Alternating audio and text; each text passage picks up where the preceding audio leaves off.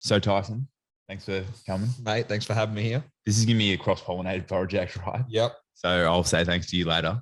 Okay, so give us the rundown. So you started practicing in the nutrition space how many years ago? Oh, like after being accredited with you guys or just in general?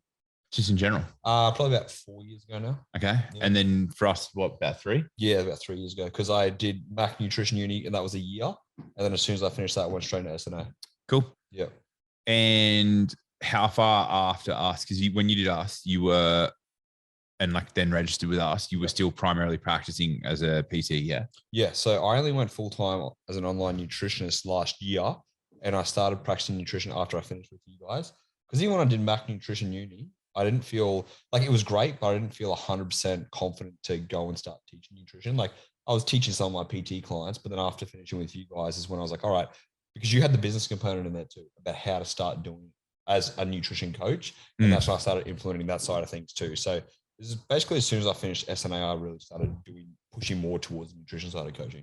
And then when did you make the transition and go? Because you were still in the rental scene. I think a lot of people watching, listening this will sort of sit there and they might share a similar background to you, right? So like you're on the floor, knocking out the session. I was on the floor for 8 years.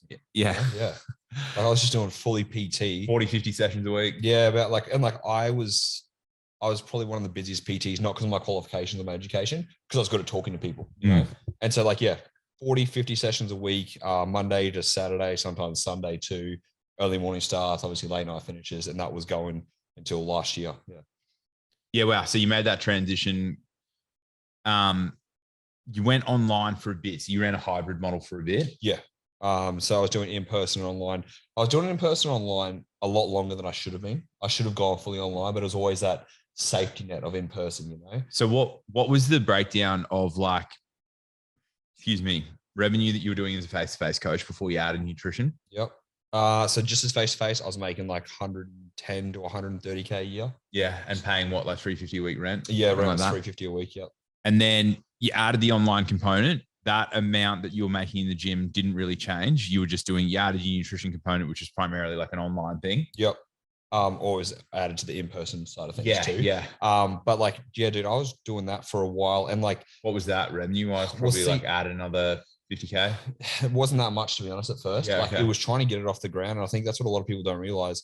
For me to go fully online or to build that up, I was sitting at 6 to 10 clients for a good 2 years of trying to build that up over time, because online coaching isn't as popular as it is now. It was still kind of in its infant days and trying to gain that traction. So for me, a lot of the online was posting educational stuff on Instagram, doing my podcast and stuff, not getting paid for any of that stuff, but putting content out there to educate people. So yeah, probably about I'd probably say 25K, not so much 50 at the start. Yeah. And then by the end of that sort of 2-year transitional point, then it built up to, how did that, so say it was 25 grand. Where did it get to before you made the transition, before you went all online? Dude, I had 50 online clients before I went fully online. Yeah. Okay. And I could have gone fully online at 25. Cause again, taking away $350 from rent. Yeah. I was living in a house share at the time, which that was costing me $300 in rent. So I could have gone online earlier, but it was that safety side of things for me. Which is understandable. Yeah. And the only reason I fully went online is because it got to a point where I wasn't excited to be in person anymore. Yeah. As much as I still liked it, it's I was looking at the watches. When can I go home to go and work on the online stuff? And COVID was actually that last push for me, because once fitness first shut down during COVID and they didn't offer me any support to help, I was like, obviously they don't want the best of me. I'm going to take care of myself. And that's when I went fully online. Yeah. Okay. And so you're at that point where, it was about 50, 60 clients. Yep. Which is probably what, in terms of revenue there? Oh, that was what was that? So per 200? week, yeah. So per week I was making 3 to 3.5K. So about 150 to 180K. Yeah. So then you still had that face-to-face component and then you went there. So basically you go fully online, cut out 40, 50 sessions a week. Yep. You already got that income made up. And you made that income up. Say those 50, 60 clients at 3.5K. Yep. How long was that taking you to do? With working with clients or no, as in how much time per week was it taking you to service those 50 to 60 people online? Well, when I was doing in person and online, like, dude, I was doing like, I don't know, 60, 65 hours a week. Like I was working all the time, you know, Yeah. 5 a.m. wake up. But like 80% of that was face-to-face shit. Yeah, right? exactly. Yeah. Like that's time for money. You know, you took away that, all of a sudden I had like, 6-7 hours free extra a day. And I was like, what the hell? Like, again, so for me working like, let's say, 30 to 35 hours extra in a week. Yeah, exactly. Like so much extra free time. And I'm like, and that's why I was like, why didn't I do this sooner? You know, because it saved me time. I was making more money than I was in the gym. I was able to give people more of my time and education, because it's not like we're going to have a 45-minute phone call, you know, and then it's another person, then another person. It's like people having questions here and there that I could bang out an answer to. And so that is night and day difference. And so now you're at a point where, fast forward a year now, it's an year at this point where you're like a year past. And how long did for, I guess this is a funny thing, right? So like we do our member, we produce our member surveys, and we say, hey, the average person, this is like the mean income for our full timers is just so people write us. And I'll actually look at the camera. So the mean income for our full-time members, and this is just people doing 20 plus hours a week practicing, is 158,000 a year AUD in revenue. And that's, you said 20 hours a week. Like 20 plus, right? Yeah, 20 plus. You guys got to think 100 and that much money for 20 hours a week it's pretty crazy. Yeah. So I even said in like one of the business lectures at the end of it, because we just updated it, I was like, look, this is a career where it's really fulfilling. You get an amazing life balance. You get to like do shit that actually helps people, which is amazing. And if you're smart and you apply the systems that we give you, you can then actually earn a good living. So that way money is off the table and you can just focus on then the helping people. Because, money will be on the table when it's like, okay, at that kind of money, you're talking taxation, optimization strategies, things like that. It's on the table for that stuff, but it's not on the table in the sense of like, am I week to week, am I living week to week? What's having bills? You get a new bill that comes out. You're like, oh shit. You might be like, oh, wow, I'm paying more tax. Yeah. That was a bit unexpected, but at the same time, it's not really super unexpected because you're seeing the cash that's coming in from there. So I think, so say, that's 158K. And so I'll say that, hey, our mean data is this, but we have, that's a range. And that range is from approximately 80K through to, people like yourself. Yeah. And so what are you doing at the moment? Well, I'm making north of much more than $300,000. Right? Yeah. And like for me, again, with you guys, for those of you watching and listening, like you go and look at my Instagram, I don't have a massive following compared to all these fitfluencers and stuff like that. Right. And I only do nutrition coaching and training. Or like, they can do both or one or the other. And that's all I offer, coaching. I don't offer anything else. And I'm making that amount of money, still working less hours than I was in PT. Yeah. And I'm using, because I only have so many clients I can take on, I have so much information that I just give away, because it's like, you now have a job you love and enjoy, and you can give away that information because you just can't help that many people at a time. And so it's like, what do you do with your free time? For me, it's content creation. Yeah. For other people, it could be, you to chill out, do whatever you want to do, but you can make a good amount of money working less hours, being productive, and kind of create a lifestyle that you'd like to live while working a job that you love. Yeah. It's pretty rare, especially in this industry, which tends to chew people up and spit them out. Yeah, within 2 years? Like people don't make it past 2 years? Yeah. It's within 12 months, it's a 60% failure rate. Yeah. Which is pretty significant. And then I think the 18-month mark is like really bad. We're not as bad as sort of like the private practice health and nutrition / exercise science grads. Yep. That's a little bit of a faster failure rate or more aggressive failure rate in the short term. Yep. But then longer term, the ones that do sort of make it, they do quite well, sort of like longer term as well. Yep. Look, obviously like does really well. So like, here's like proof of, what we say, that's like the mean and median. Then there's obviously people on either side, and someone like Tyson has applied it very well. And, like he said before, like we were like, oh, that's 20 hours of work. To him, the idea of 45 to 50 hours is like still relaxing for me. Yeah. Considering, what it was before, which was probably like 65, 75 hour weeks when you were doing 6 days a week of face-to-face sessions plus nutrition clients, then with the blended face-to-face and online. Yeah. Cause I was single. I was young. I didn't really know anyone in Sydney. All I did was like work because I had the time, Yeah. Not everyone else would be doing those type of hours or they could pick and choose, but it's like, why not? Exactly. For me, so I was like, I'll just run myself as make hay while the sun shines. Yeah, exactly.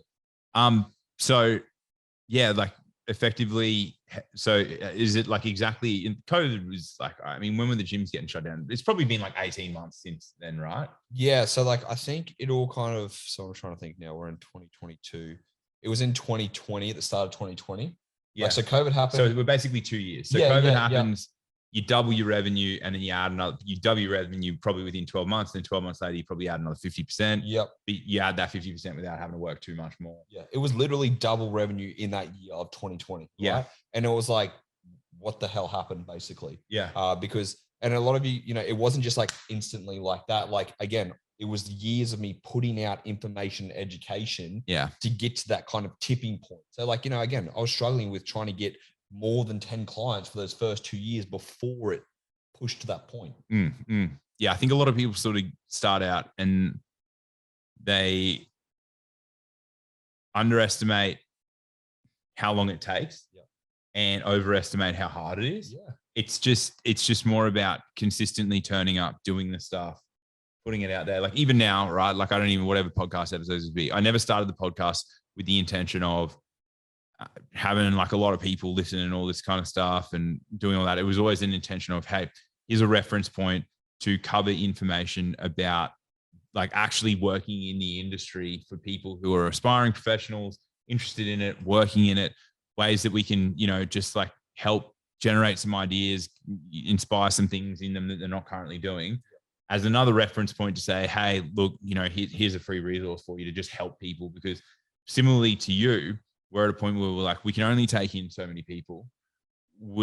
Of those people that we take in, then they need to like align with our values. Like part of it from our end is like, you got to like, the industry is, we did some market research last year and it's like, there's like 1.5, 2 million people globally, right? Yep.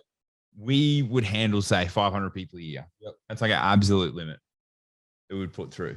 Our conditions for working with them are you must value professional registration and insurance. Yep. You must value best practices. And like to the point where it's like actions speak louder than words. Like not sit there and say, oh yeah, I value it, or like shit on the industry. Like the industry needs to be better. It's full of all these shit people. All these new rookies are coming in and doing this, blah, blah, blah. Like we see it all the time, right? How many of those people are then like actually their actions align with their words, right? Like actions speak louder than words. How many of them are like, yes, I am going into voluntary audits every year to open my books up and say, this is how I'm practicing. See if I've done anything wrong. Have I referred someone? Have I not referred someone when I shouldn't have? Have I overstepped my mark here? Have I handled that thing wrong? A lot of people say they're about it, but when it comes to it, they're not. So from our end, it's like, we want of the 1.5 to 2 million people globally at any given time, we want the 500 people in a year who are like, yeah, our values align with that stuff. We're not just about talking about it. Yep. We're about it with our actions. You're pretty similar. Yep. You and I are pretty similar in that where we're like, we don't like talking too much. We'd rather, all right, cool, we've said it. Let's go just do something now. Yeah. I actually get frustrated. Just keep talking about it. It's like, got to do it. Got to put it in practice. Yeah, exactly. So like from our end, we can only handle so many people. So for us, it's about establishing and legitimizing a career and profession for its long-term prosperous success. So that way, long-term, sports nutritionists are a really highly regarded profession. Yep. And that they're people, and they're doing well. Like they're relatively affluent. They're able to do things like own their own home, look after themselves, provide for their families, do all that kind of stuff. Things that I would say within the fitness industry are like considered like luxuries or like rarities. Yeah. Yeah. It's like, it's more of a rarity than it is a norm. Yeah. When this can actually be a proper career. And like, it's funny. I think about when I started as a PT, everyone's like, oh, so what are you going to do for like, your full-time job? And I'm like, here's my full-time job. And it's about changing that idea in our head. Because again, people don't think you can make an actual career out of this, and not even a career, like a good career, living really well compared to a job you may not enjoy. Yeah. And like, we'll segue into this later. And something that we've been talking about, you know, for months now is it's this concept of sort of like life outside of the career or like, you know, like life outside of fitness. Yep. Where it's like, okay, if you actually are doing well. So for those who have done the program, they've seen the business updates. For those who haven't, like if you're out of what I would term to be, or what I call the initial startup phase. So like if they're the people that, you know, you've gotten through the startup phase, you know, you've been able to, you know, work out and sort out your client generation, your lead generation, your client buy-in, your client adherence, your client referrals, all that kind of stuff. You're doing 65K plus. Yeah. And then you're like, all right, okay, I'm going to up my rates. And then you start making that jump from 65K through to anywhere. It sits at about 87 based on the recommended model at the moment. So if you're at that point and you've come out of the initial startup phase, this is where it becomes more relevant to you, right? Where it's like life after and outside of fitness. This is what you need to start thinking about, right? It's like, okay, you want to be able to own your own home. You want to be able to provide for yourself, have a certain lifestyle. You want to be able to provide for your family eventually, if that's on the cards, all that kind of stuff. Yep. We'll touch on it like later in more detail, but like a lot of people like that, like you said, it's more uncommon and it isn't the norm in fitness, but definitely in this industry, that's like what we want to see. You know, like part of us is like establishing best standard practices, but then the long term for us is then providing a pathway and a framework so that people can actually prosper. Like the professionals can prosper and the public alike who work with them have a really good experience. Yep.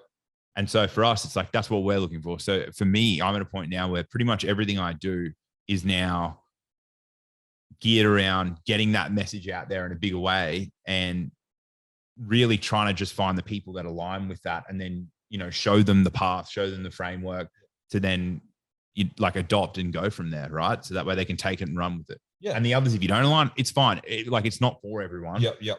Like for us, our goal is 20,000 members in like 10, 20 years, right? With a low turnover rate. So like what we see is in fitness, it's, you know, within sort of, it's like, it's a compounding. It goes 60% first 12 months, and then it goes 80% in the next, I think, like 6 to 12 from there. So like there's some big cuts from that point. Whereas in like dietetics, it's 80% every 12, like in the first 12 months, but then that drops off significantly. So those who make it through the first 12 months, our goal is 20% every 3 to 5 years. Yeah. Right. So like that's our thing. It's like our first milestone is 10,000, then it's 20,000, and it's maintaining that same percentage of turnover every 3 to 5 years. So that's our goal from there. If we're doing that, we're doing pretty well. And then obviously it's then ensuring like our members, you know, are able to achieve some cool lifestyle goals and like make things like owning your own home, having a good lifestyle, providing for your family, the norm rather than uncommon and rare. Yeah. And so like that's it from our end. But back to you, man. So you're at a point where, things are good. You've got it all set up well. Yeah. And now you're sort of thinking, or you've been thinking for quite some time anyway, like, like what next? What are the next steps? Yeah, I guess like I've kind of thought about that, but it's also like with you saying, I guess what we were saying before about, you know, we want to create a pathway to kind of show people steps. And I always reiterate this back to coaches, like whatever you tell your clients, consistency, showing up, it comes down to a calorie deficit to achieve weight loss and things like that. There's a pathway, right? The same thing happens with the business side of things. It's literally a pathway. You have to follow it.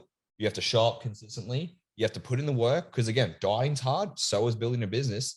And so everything we preach to our clients, we literally have to take on board for ourselves in that business mindset too. Because if you aren't consistent. Dude, Gary Vee says it all the time. He's like, fitness people like, they will tell their clients, it takes time, do the reps, all this kind of stuff. But then he's like, they're the first people to look up how to succeed in business fast. Yeah. And like, what do you see on Instagram ads? Want to see how to generate 10K of clients in a month and shit like that. And people get sucked in. Oh yeah, I want that. It's like literally the people who want the fast fat loss are doing the exact same thing. Yeah. And we're all preaching the same message. It doesn't happen fast. The same thing as business. Yeah, and that's what I get concerned with. You know, like we'll say, hey, our mean and median sits at around for full time 20 plus sits at around 158, and I'm like I'm hesitant to say that because I don't want people to be like, oh, here's the Tysons and here's the Joeys and here's the Brandons and here's the Max and all that kind of stuff. And I'm hesitant to like shine the light on that so much because I don't want people to think, oh yeah, it's like, fuck, it's easy. Oh, that's so achievable. It's kind of stuff. It is achievable. Yep. Like you guys are the proof. We have, I think from those surveys, like we had 40% complete them. We had, I think, 40% of them at the time. So we were sitting a few hundred. There was 20 plus that were sitting over 300K. Yeah. And the condition was you have to be a single service provider. So Tyson only has administrative support. So like all those people who had that as well, they only have administrative support. They don't have other coaches under them. Yeah. There's no coaches employed under me. There's no, like, I'm not, I've got like one admin assistant and that's it. We've got people who have companies with people under them. They're doing millions. Like that's great. Good on them. I'm definitely not going to talk about those numbers because I just don't want people getting shiny object syndrome and thinking, oh, fuck, like that's amazing. I can do that. And it's like, you can, but you shouldn't be aiming for that. Like this is the mean.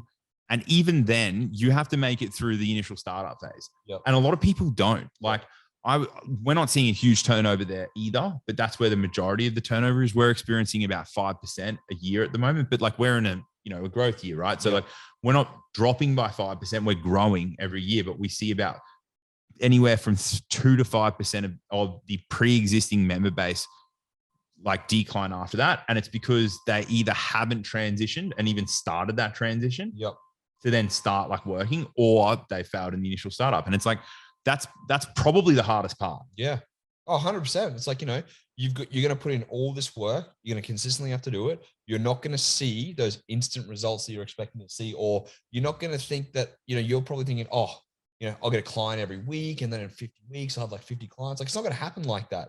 There are going to be dead times. There's going to be a lot of dead time. And it's like, there are going to be days where it's probably like 4 6-week periods in a year. Oh, easily, man. And you're going to get it's like 24 weeks of the year is going to be dead in total. 4 6-week periods. Yeah. And you got to think about when people drop off, it's never 1 or 2 people. For some reason, the PT industry, it's always like a bunch of clients at a time. And then things are going to feel like they're all fucking falling apart. And that's where you have to keep pushing forwards no matter what, You like the things that you did that got you the results. You like the whole thing is like you do them when things feel like shit. That's the test. Exactly. Don't get knocked off. Don't waver.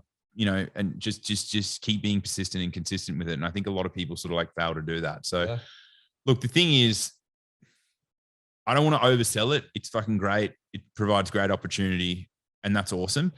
It's not easy. It's the same thing as like saying, being in a calorie deficit is easy, all this kind of stuff. For us who have done it, or like tracking is easy, right? So for us who have done it, yes, it is because we've done it. But for those who haven't, it's not. And it's like you said, like I think your 2-year thing is probably a reasonable thing. And that's why we have our 3-year provisional period where we're like, take 3 years to work out if this is for you. Yeah. It might take 3 years for you to get out of your initial startup phase. Yep. Yeah. Yeah. Again, 2 years for me, but also it's like before that, it was also me working as a PT, learning how to communicate with people, doing all those extra things. So it's like all that stuff was just accumulating over time. Yeah. And then it's like, okay, cool. In the last 2 years, it's gone gangbusters. But again, you guys forget to look at the 6 years before that of all the other shit I was doing. Working when other people don't want to work, waking up early when people don't want to do that. It's like, And like those things you don't necessarily have to do in this job, but some of the hard things like doing the consults with the no-shows, doing the prospecting, making the calls, pre-qualifying the people, like when you're doing the calls and doing these consults, if the values don't align and like things aren't doing it, being polite and professional at the same time, whilst being prepared to walk away because you don't need the money. Yep. Like honoring that stuff is really important. Like, like I can say now, and I know you do the same. It's like the values don't align. We're just like, hey, like we don't need the money. But for someone like when you're in that, like you're only getting $300 a week or something from it, and you're like, you need that money. That's fucking really hard to do. Yeah, 100%. And I still remember like early days where there are certain people who I'm like, oh no, I'm not going to do it. But I'm like, I need the money, And so having to turn someone away, but in the long run, that has benefited me because it compounds. Yeah. It's multiplication, not addition. Yeah. Yeah. And it's like, again, like even with all that, one of the biggest things that people fail to do, you want to build an online business. Guess what you have to do?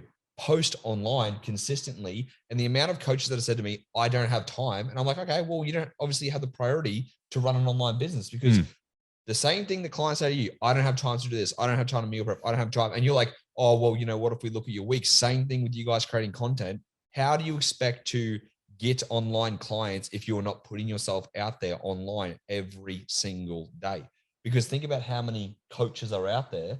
You're one in, I don't know how many coaches are online at the moment, ridiculous amounts. Honestly, online coaches these days is just, and online like nutrition coaches, which is a completely unregulated thing, is just anyone with an internet connection, a laptop, and an Instagram account. Yeah. And if you've trained in the gym for at least like a month and tracked your food, you're now an online nutrition coach. Yeah. So you're competing with people who are also unqualified, which you're going to see a lot, who are going to have a lot of clients or a lot of followers. Yeah. Yeah. And it's going to piss you off. Yeah. And you're going to get frustrated. But guess what?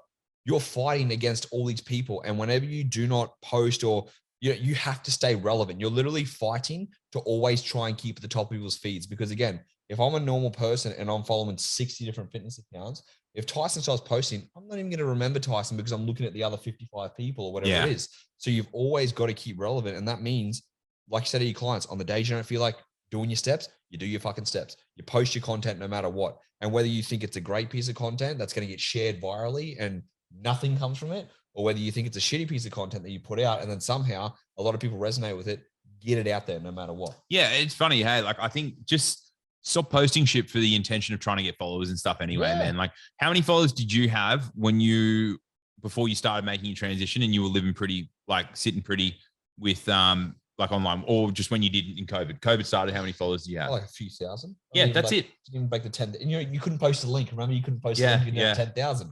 And that was a struggle for me. But like, hey, like I've got a client who's also a coach. She has, I think, 2,000 followers and she has 60 online clients. Like, so followers mean nothing, Exactly. That's why you got, like, it's never about trying to post to get more followers. If you have some of the assessment team have, I think, a couple hundred followers. Yeah. Fully booked waiting list. Yeah. See? Doesn't matter. Yeah. And it's like, if you guys think about how many people you have right now, let's say most of you would average, let's say 2,000 people, right? Yeah. 10% of that is 200. You can't take on 200 clients. 5% is 100. You probably can't take on 5% either, So you think 1% of your client following you take on, that's enough for you to live well. Yeah. It's crazy, man. So, okay, you're at this point, you progressed really well. You're doing well. Obviously, during all this time as well, you like probably within 12 months of doing cert, you're like, hey, I need more study. Go on, do your grad dip. Yep. Now you're openly accredited. Yep. So your business is growing. Yes. This is another thing, right? This is an amazing career to have whilst you're studying. Yeah. That's why and this is why, like, and we fully recognize it. Like, we're the only ones where it's like, come in, get you, like, there's low barrier education. We got a 5 to 7 month program with a certificate. And that's the minimum standard, right? So we say this is the gold standard of foundational education in sports nutrition. If you want to practice, right? You do that. You got to work out if it's for you. You got 3 years to do that, and you can do it. We know that the contact time whilst you're building up to your first 20 clients is only going to be about 8.5 hours a week. Yeah, right. Hit your first 20 clients, then enroll. Yep. How much time were you studying? I think I was doing about an hour a day of study, right? Probably an hour to an hour and a half, right? Because I was like, I want to do well. And then like when there was like bigger things on, you'd spend a bit more time. Yeah, exactly. Yeah. But again, like I was also studying on the weekend. So I'm spending like let's say 10 to 12 hours of study, And that was on top of me already making a good amount of money. Because at the point where you're studying and doing that, it's basically, did you wrap up just before COVID? Wrap up in person. You grad dip. Oh, my grad dip. Just before COVID. No, I finished my grad dip in the middle of 2020. Okay, so COVID's finished. So you've transitioned online fully. Yeah. And then you're wrapping up your grad dip at the same time whilst growing. Yeah. Like, I was really making a good amount of money doing in-person PT and online and studying. Then you got rid of the in-person and then your online grew. Yeah, but again, like I'm still making more than 100K a year while being able to have that much time to study to elevate my knowledge. Yeah. And so I guess, like I'll spell it out in case anyone hasn't picked it up, but whilst you were studying, you were growing like probably an average of about 10 clients a month as well. Oh yeah. Yeah. 100%. In that time. So that's, so I'm learning, I'm making money, I'm getting more clients in the door. Yeah. It's pretty crazy. So you finish that. It's probably about 12 months go by after that. And then we connect and you sort of like, you're at this point where you're like, okay, what's the next step? do I do masters? Do I do all this kind of stuff? You've started investing in shares, and you're at this point. And I would say, this is the end point, and everyone experiences this as well once they're openly accredited, because again, like with the mean and median stuff, the stats with the openly accredited people that are working, the income's another 20 to 30% higher. Yep. Of those openly, for where you're at, you start thinking I don't know, within how long were you thinking like this? Like, obviously you're earning pretty well, so that sort of shifts it, but then you finish your study. So that's a big shift as well. One of those milestone things happens, like a couple of these milestone things happen, and the natural thought process just changes to okay, 3 to 5 years, 5 to 10 years, it just starts happening. Yeah. You just start thinking bigger picture. Yeah. Because now you're not in a state of scarcity, or like I said, living week to week. You now have, there's no month to month. There's no month to month. It's like, oh, sweet. It's like year to year stuff. Yeah. And you're like, oh, right. All right. What's going to happen in the future? Because you can start planning.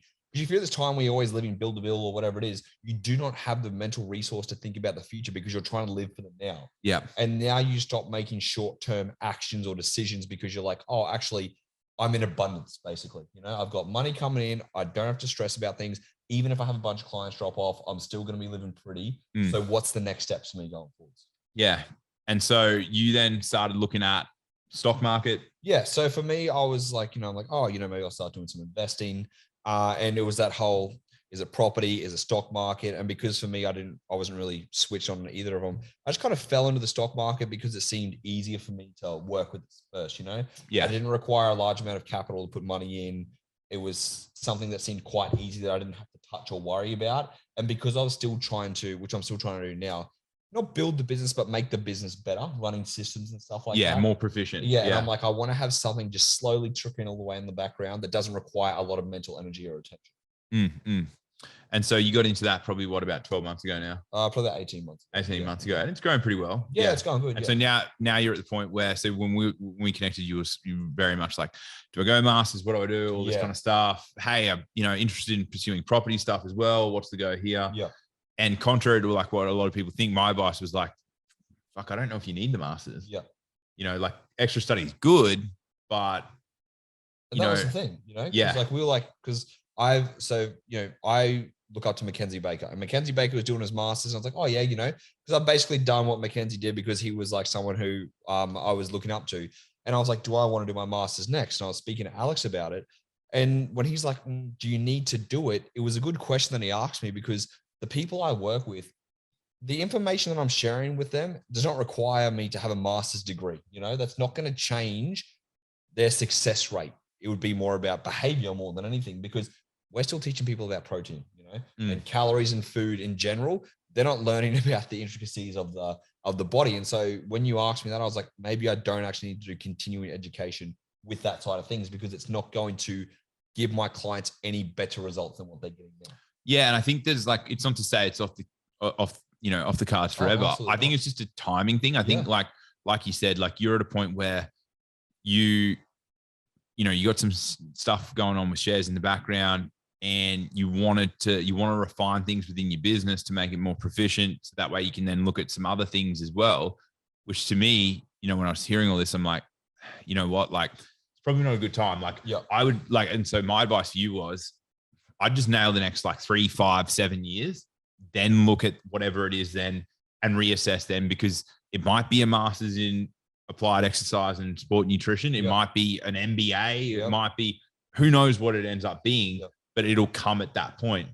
The door to study is not closed. Exactly. It's just you're at this point where it's very hard. If you're in a point of refining stuff with your business and getting into that stuff, it makes study quite difficult. And it's hard in the sense of I know that in the next sort of 3 to 6 months, you'll look at doing your first property stuff, right? Yep. When that happens, it's pretty fucking exciting. Yep. And it's also pretty intense.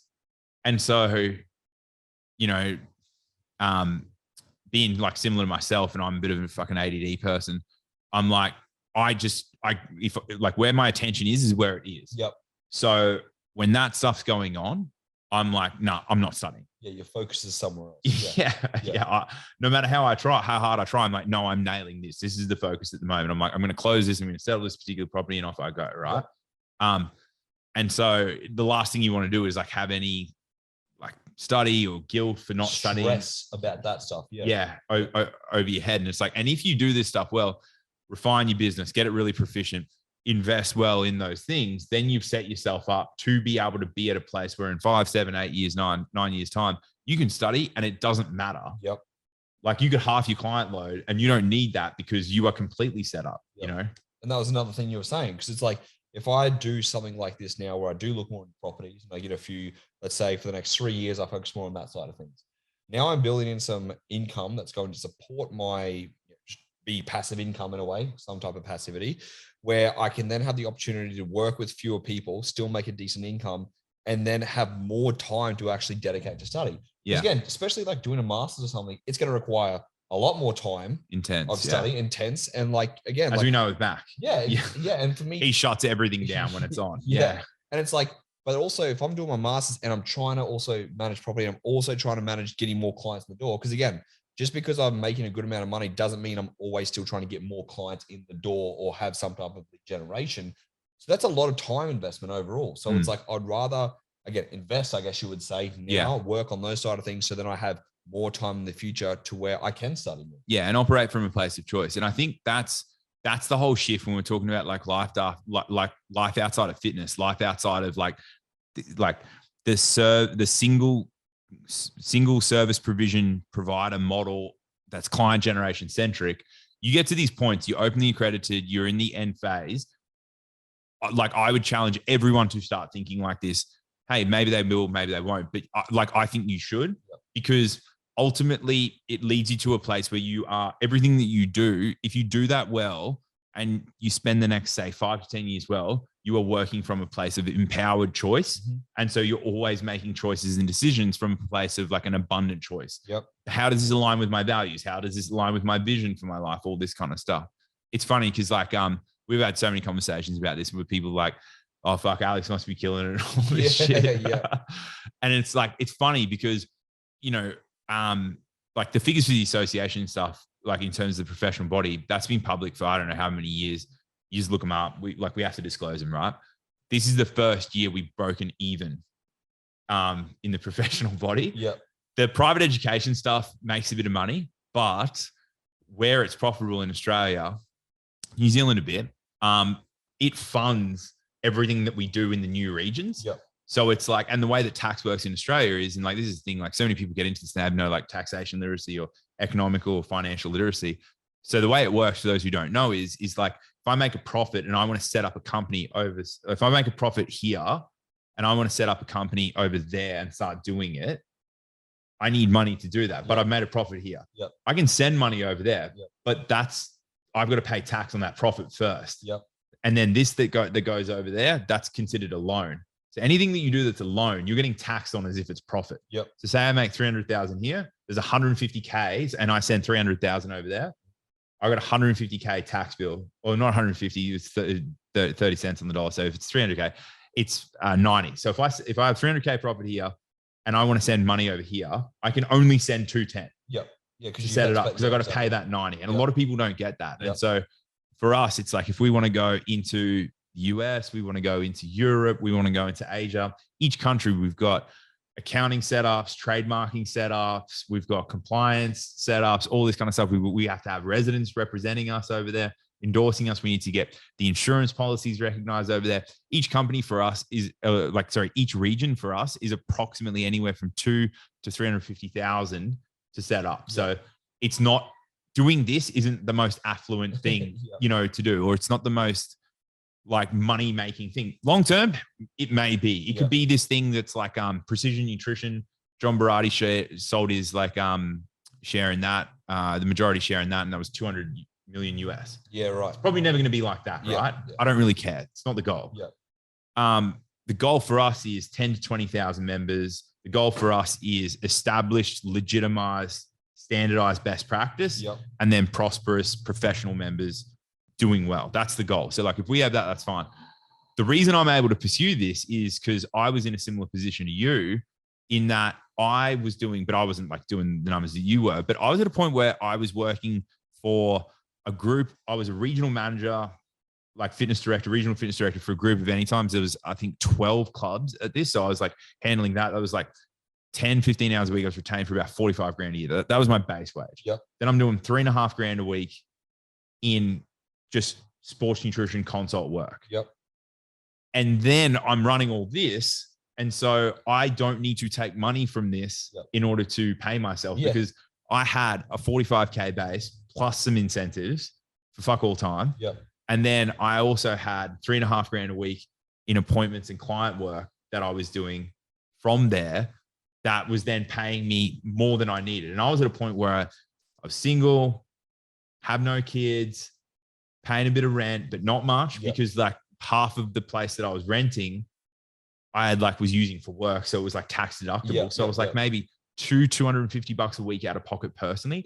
I was saving close to 75 to 100 grand a year.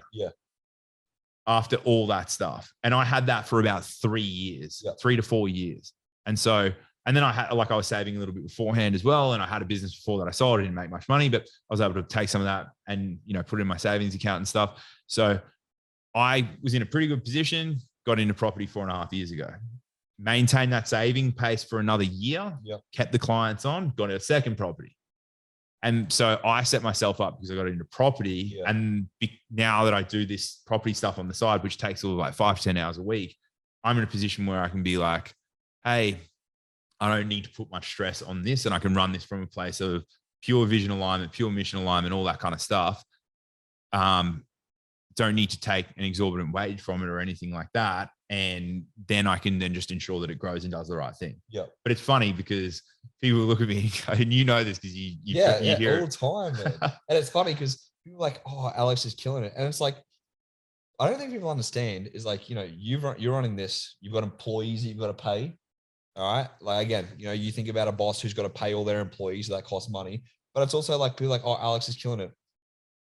My wage, that the amount of money I make is more than Alex makes, right? Like, not including property. Not including property, right? Yeah. And it's like, you're running this business, but it's like, doesn't mean that you're making all this money that people assume you're making, you know? And like you said, you were doing less than I was before when you were doing all that, and you're putting money away so then you could do something like this.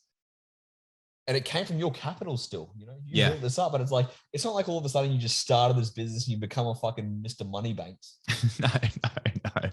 No. It's funny. Yeah. So like, and I say it to everyone, like every now and then I'll see like a member who's done pretty well. They're either in the middle phase or they're at the end phase, like what we would verb as the, like, you know, term as these phases and stuff. And they fit these sort of like models. And like, I'll sit there and, you know, like go through stuff with them and they'll be like, oh, you know, like, oh, you must be killing it, you know, all this kind of stuff. And I'm like, no, like my most affluent position, cash flow affluent position was when I was in your shoes, like maximize this time. Like I only had 4.5 years of it. So, and like, I didn't hit $500,000 in savings at that point. So like I had maybe, I think probably 420 all up that I managed to save over that period. That was enough. You know, the property market in Brisbane, median house price was probably like 450 at the time that I got in. I got into the second one, paid a little bit more a year later, renovated them, did some stuff to them, you know, and it's like, for me now, it's like, you know, like I got 4, one's on a contract. I'll walk away from that. I'll make 650K. I'll walk away from it with 750, 780 after tax. That's like, I can't earn that in these businesses. You know, like no matter what I do, if I tried to gut everything and just make it all about profits, I wouldn't be able to do that. No, I'm not walking away with that like annually. So like for me, it's like, I can do that stuff. I really like it. I have an affinity to it. I didn't go down the share route. And I've got friends and like good friends of mine that I grew up with, went to school with, that are in property development.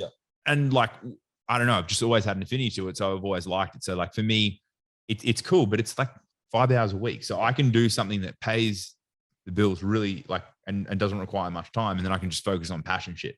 So everything that I do in here comes from a place of, is it aligned with values? It's a place from abundant choice, all this kind of stuff. Yeah. Like there's like lines that I won't cross, and I'm not just going to fucking waste money for the sake of it, just because I got property stuff at the moment. But it's like, it enables me to pursue something that I'm really passionate about from a place of empowered choice. And I was able to make that decision to go, to wrap up my clients, go full-time into this 18 months ago, probably close to 18 to 24 months ago. I think it was 18 months ago when I had my last client. And I'll eventually go back and do some like private clinic work. Hey, I'll do some like metabolic card assessments and all this kind of stuff. Yep. But like, everything that I'm doing is from a place of choice. And I think a lot of people don't appreciate that. It's like when you're in these spots, you refine it, you get things proficient, you set yourself up well and start playing the long game. Yeah. You can. And it's like, you should be having these thoughts and conversations. It's like, you can own your home outright. You can have a couple of investment properties that do well. You can invest in shares and have a diversified portfolio that does pretty well. Yeah. You just have to maximize this stuff. Well, that's the thing, right? And like, I guess I want to know from you.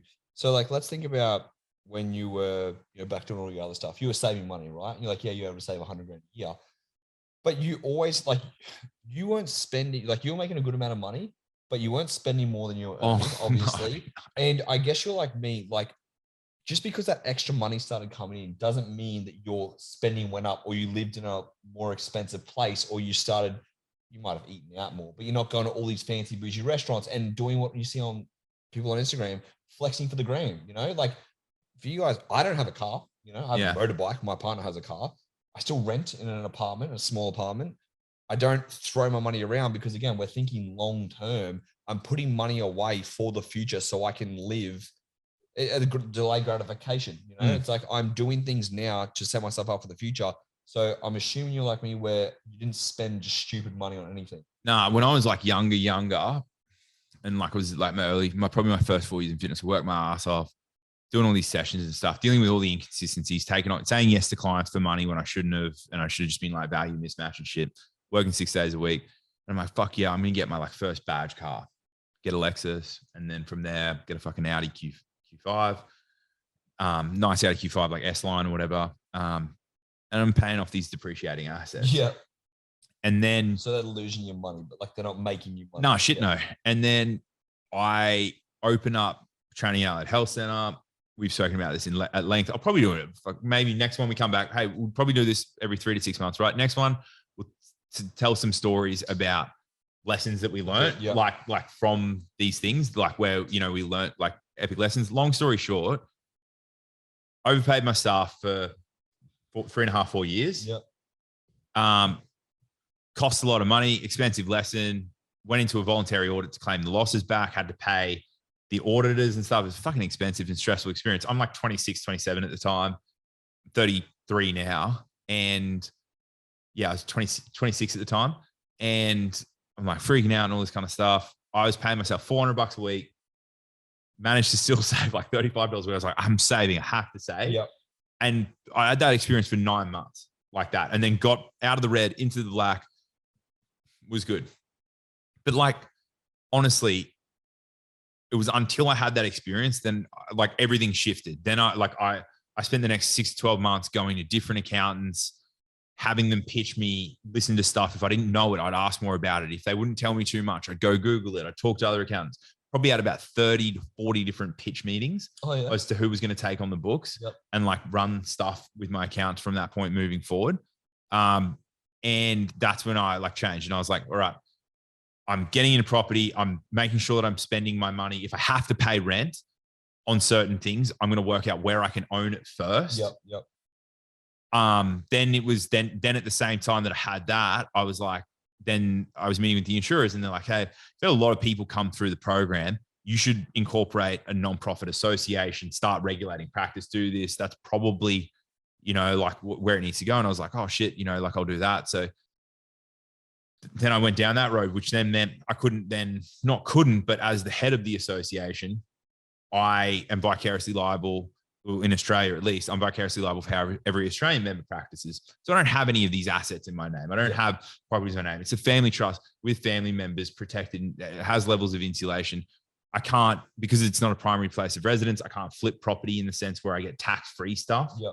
Like there's always capital gains with these transactions and stuff that we do, for it. And there has to be that level of insulation because it's like, the thing for me is like, hey, I had just shy of $500,000 worth of capital to invest in these things that I earn outside of this job. Yep.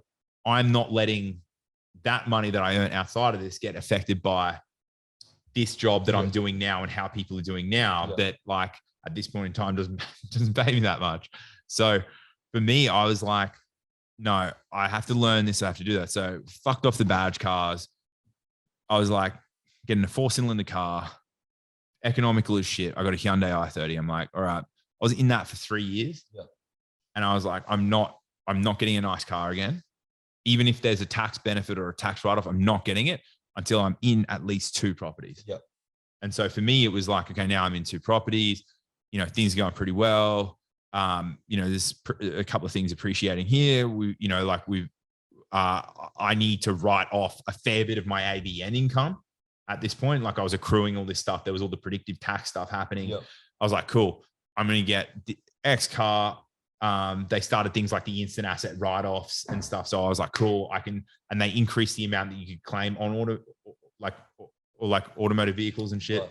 So that you could do that. So like taxation literacy is a big like part of it. It's like you get to these middle and end phases, you need to start learning about tax. Like you have a pretty good accountant, so you didn't have to learn to, like, I didn't have to tell you much. Yeah. But these conversations that I'm having people like who are members at those points, mate, they know fucking nothing. Yeah. Like nothing. And I'm like, one of the first things I'm saying is like, you have to go to a different accountant. Yeah. Like I'm not a tax advisor. I'm not a tax accountant. I understand this stuff and it is fucking powerful, but you need to know this stuff. So it's like, go out, get the help. Then, you know, we'll play like a bit of X's and O's and we'll move some shit around and see how it works. But you got to get the person that can help you do this. I'm not that. I can't file your returns. Yeah. I can't lodge it. I got no insurance and shit for that stuff. And so for me, it was 3 years in an I-30, fucking $25 a week on petrol. That was it. Yep. 2 properties, have them, and then have the renos done on the 2 properties that I wanted to get done. That was it. And so then after then, I got a Merc X-Class Ute. Yep. And then COVID hit, they were a discontinued line. I needed another write-off shortly coming after that for some, again, predictive profits just as I was winding up all my client work. And the X-Class went up in value because it's discontinued and COVID cars went up. And I was like, fuck, I'll sell this. And then roll it into and I got like an electric Merc and that was it, you know. But again, it was strategic. It wasn't like anything like that. And then if I do, like for me, it's like having those things, if I have a nice car or anything like that or nice things, it's not because I want to have it. It's a strategic thing that's like, it's Tetris. It suits a plan for like where I'm going. Yeah. But even if you wanted to have it now, like you said, you got 4 properties, you know, you're doing all these other things. Don't own them outright, but But like, you know, you've worked to this place where it's like, now you can, and again, you're not throwing all your money away. You're like, I got a nice car. Yes, I've got this. And so it's like, you know, again, you're putting in all this effort first before you're getting all that fancy shit. It's not even all fancy, you know, it's just those things. No, but it's like, it's fancy shit. It's like, it's stuff that I don't fucking need, man. Like my car has a punctured flat tire. I don't care. I'm in like a little fucking hatchback. Like it doesn't matter. Like I'm like, as long as it's got fucking Apple CarPlay, I don't care. I don't care about this stuff. Like I don't care about those things. And I think something that I have is like a bit of a fucking internal test metric for like anyone that I do detailed, like where we've got skin in the game, if we've got shares together on anything, or if there's profit share or we're doing work in some capacity, is like, you know, can you pass the Hyundai test? Would you drive an I-30? The answer is no, we're not going to work long-term because that's a huge like conflict in values because it's like, I will still get dirty. I don't give a shit.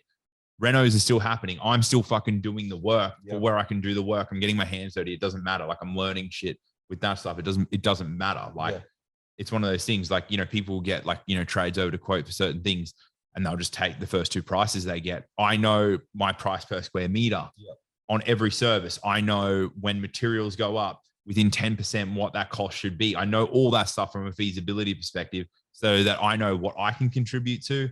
I've got friends and family that will look after me in certain things that are qualified trades and certain things. And then I've got like reliable, trustworthy trades that give me amazing like service, but it's at the reasonable price per square meter, price per whatever metric is that I can do that stuff with and like take care of it. And I think, you know, like that's a key value and metric for me if I'm doing anything. Like, you know, we got fit pros and fundamentals that, you know, we're working on. We know that we can do it because it's like, fuck, don't stop talking about it. Just be about it. Who gives a shit about this stuff? Like, we don't care about the materialistic things with it. Like our desire of doing that is like just getting that information out there to help as many people, because we're basically like our cups are full with a lot of stuff. So it's like, how can we help people? Yeah, exactly. Like, we're making this course now that we probably thought about 2 months ago with that. And we're putting it in action, but this is not like, oh yeah, mate, like this is going to fucking be a money maker or something. It's like, how can we get more information out to people that we actually can't physically help, Yeah. Because especially for me, like, I've only got a certain amount of followings. SNA has obviously a certain amount of followings. Mackenzie has a certain following, but it's like, if we can all get together, we can get to more people and help them without actually the one-on-one coaching either. So it does allow us to help more people. But one thing you said there is like, you're not afraid to get dirty, right? Like, Yeah. The 100 test. And people say to me, it's like, oh man, like, you still walk everywhere or you still catch public transport. Like I told you guys, I make more than 300K and I still, as part from riding my motorbike, I will catch public transport because why? Like, why am I going to waste money, especially with how expensive petrol and stuff is now? But it's like, oh man, yeah. Just because I am making more money does not mean I live that high life when you can be smarter with your money to make it work for you. You know? I don't have like designer shit. Yes. Like that I bought myself. Every now and then I'll get it from gifts, from friends, colleagues, stuff. They do well. It's a nice gesture and stuff, but I don't sit there and go, fuck, I want a Gucci wallet or, like all this kind of, like it comes to me in gift capacity. Like we were talking about it last night. It was like, oh, my birthday's coming up a couple of months. My partner's like, oh, what, would you like this and this? And I was like, oh man, do you get into watches? She was talking about, because I was like, all I do is wear a fucking activity tracker. Yeah, like that's exactly why we both have watches. I just don't care. I rocked up to my accounts. I had to swap accounts because we grew too big for the previous ones. And, because we've got international stuff that we look at and have to understand all that and have, they need to have representatives and offices in the regions where we operate and stuff. I rock up to my first meeting. I'm in fucking anime shirt, thongs and board shorts. Yeah. And they're like, what's this guy? I'm in this like office in the city, like overlooking the river and shit, like a pretty big firm. Yeah, yeah. And they're all in like suits and shit. And they're all this kind of stuff. And then they were like, oh, and I'm like, oh, look, I got my folder. I'm like, look, here's the entity structure. Here's the stuff. This is what we're doing. And they're like, holy shit, like this is a pretty cool like project that you're working on and stuff. But like, I just don't care about that stuff, man. Like I'll make sure I'm in like a, like a non-kids shirt if I'm like doing lectures and shit. But other than that, it's like pretty stock standard for me. Yeah. And I think that's an important thing again, because if you were someone who's more not focused on, focus on materialistic things or using the money that's coming in to the extent that you're equaling the amount coming out, you wouldn't have this position where you have been able to invest in properties or run all this stuff, because people get so excited with that income, they start to spend it. And usually it's on things that are worthless, or you do it to impress other people who you don't even fucking know who they are, where it's like, it's not giving you fulfillment. It's not giving you enjoyment. It's not doing anything. And you're not making the money work for you, where again, you can go, like, just because you're in abundance now does not mean you'll be in abundance forever. Yeah, exactly. And like we've said, like, there is going to be times where clients will drop off and things happen. And if you aren't putting money away for that rough time, or again, to think about the future, what if all of a sudden, or one thing happens to your business and it fucking shuts down, like Instagram shuts down your account, all of a sudden you don't have that revenue stream coming in, or you're not getting all these new clients coming in, then what are you going to do? Especially if you spent all that money. So that's why it's being smart with your money now, even when times are good, to keep making it good for the future. Yeah, exactly. Like, and people might think, hey, we're not getting like these materialistic things, branded shit, but like, oh, maybe property is that. We don't see it like that. We're not seeing and saying, oh, get a property, you'll feel amazing, it's fucking great. It feels good. It adds an element of like, definitely, I think with how we've been like born and raised, it's like, to own your own home is the Australian dream and shit. So like, it feels good, and it like there's an element of security and stuff with it. But I think we haven't even had this conversation before, but I think I speak for both of us when I say it's like, it's not like outside of that, you don't get anything from it other than the fact that that your shit's working for you. Yeah. Like all it is just like, oh, yep, I'm on the path. This is working for me. I'm on the delayed gratification path. Yeah. And now it's like a monopoly, and you get a fucking house, then you get another house, then you get a hotel. Yeah. It's like that. It's like, I know that I'm making this work for me. I'm on the path and working the system with that. If you see it as anything more than that, you're probably going to set yourself up a fucking disappointment and failure and a pretty hard time, because you'll get it and then you'll be like, oh, I got all this debt. Like, this is shit. Like, I thought I would feel different and all that kind of stuff. I've had conversations with people like that in the industry who have achieved these milestones, and there was like extreme disappointment because they thought it would feel different. I personally did as well, just based on some things with how I was raised and shit, and like parents' relationship with money and stuff, and like things that were imparted to me. And it's like, I don't share how they sort of value that stuff at all. And, you know, for me, it was just like, you know, work through it. And I was like, all it is just like a vehicle. Yep. It's a vehicle to provide me with empowered choice. That's it. And it's funny you say that because it's the same thing again. It comes back to what we tell our clients. Once you hit a goal weight, you're not going to be lifelong happy, you know? Yeah. People are like, oh, once I lose the weight, then I'll be happy. Like, fucking no, you're not, you know? Exactly. And we tell people that, but it's the same thing. It's like once you get a property, like what, all your problems are fixed and that's it. No, like life still goes on. And that's why we see perfect example with like, you know, how rich is Johnny Depp and stuff at the moment. They're going through that crazy fucking through court and stuff. Like they still have first world problems they're going through. Yeah. And we're still going to continue to face struggles. But again, it just makes life a little bit easier to deal with that stuff. But it's not like you're just king of the world and you have this euphoric dopamine hit for the rest of your life. You're like, I own a property. Fucking that's it. No, it's not like that at all. It just enables you to have like a couple of key things like that, depending on where you want to go. It's not to say that this is a system for you. Whatever it is, a couple of key things like this, just strategic investments, they will put you in a position to operate from a place of empowered choice. Yeah. Like you're still going to have first world problems. You're still going to have issues. Things are still going to come up. It just means that when these things do come up, you'll be able to operate from a place of a little bit more empowered choice. That's basically it. And I love that you say empowered choice because that's the thing. It's like, you know, when you have to pay a bill and then you're like, am I getting groceries this week or am I paying this bill? You know, from a point where a bill comes and you're like, all right, I'll just pay the bill. It is what it is. I don't have to worry about that. That's just like, it's a security thing in a way where you're like, yeah, sweet. I don't have to stress about this next bill coming in. And then also if something comes up, I have the decision to make now that I am in a higher power where it's not a make or break situation. And this one decision isn't like, it's not everything's riding on this one decision. You know?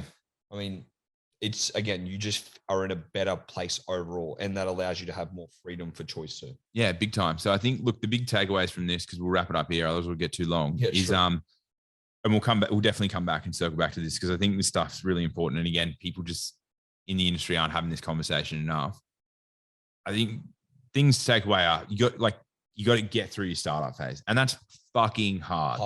Hard as fuck. It's probably it's harder. Like they're all hard and they all pose their own challenges. That's the hardest thing. Yeah. You break through the threshold, you break through the event horizon, and then you're on to the next point. Middle and end phases, you need to start thinking like this.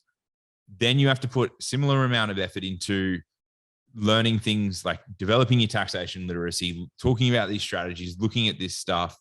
Look, once we get through, once we get through a bunch of stuff, fundamentals and fit pros, the update, once we get there's a lot of stuff here. I would love to eventually be in a position where we can put on some workshops like this for people. It's not something that's on the cards, at least for the next 12, 18 months. I don't think. Like we've got a lot on our plate sort of outside of that. But eventually I'd love to, do this stuff to be able to give people that information as well. It can't really be done apart from talking about it in these settings. We could probably do it, every 3 to 6 months, which is great. Like to do a little bit more hands-on, but yeah, we're just not at the point.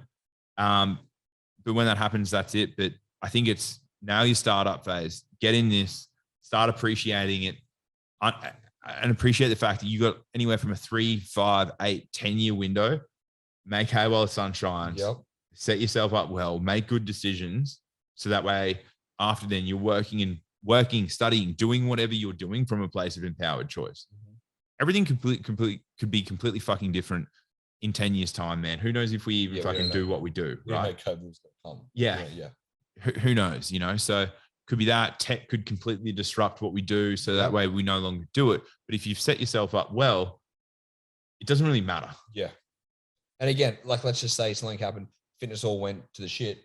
Like if you have put in the time to invest in property or shares or anything, any other vehicle that is, an asset, you're not now back in a place of scarcity or coming from zero again because you've got something else that's also supporting you. Yeah, exactly. All right. That's it. Cool. Thanks. Cheers.